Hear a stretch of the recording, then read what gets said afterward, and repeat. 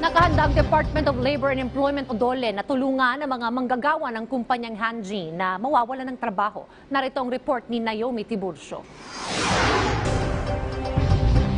May tinatapos pang 2 barko ang Hanjin Heavy Industries na nasa Subic. Pagkatapos nito, magbabawas muli sila ng mga empleyado. Ayon sa Department of Labor and Employment o DOLE, mahigit 3,000 empleyado ang nakatakdang mawalan ng trabaho ngayong first quarter ng 2019. Tiniyak naman ng kagawaran na mabibigyan ng mga ito ng separation benefits. Una nang natanggal sa trabaho ang 7,000 manggagawa nito dahil sa bankruptcy o pagkabaon sa utang ng kumpanya.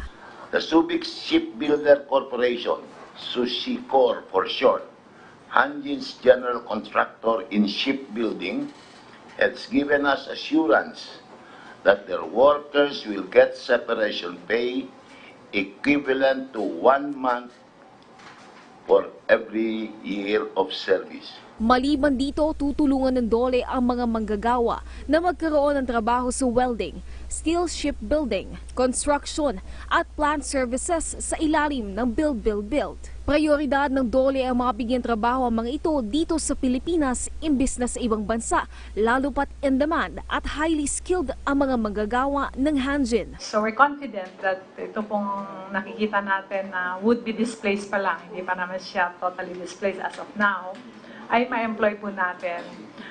Kaya po ang foremost na gagawin ng department is i-profile talaga sila, makita yung kanilang specific skills and saka yung kanilang preference for assistance kung talagang gusto pa nila ng re-employment. Makikipagkita ang DOLE sa DTI, DOTR at DPWH para sa posibleng re-employment ng mga manggagawa ng Hanjin. Nangako naman ng DOLE sa publiko na tutugunan nito ang mga pangangailangan ng libo-libong apektado na manggagawa ng Hanjin sa ilalim ng Labor Code. Naomi Tiburcio para sa Bayan.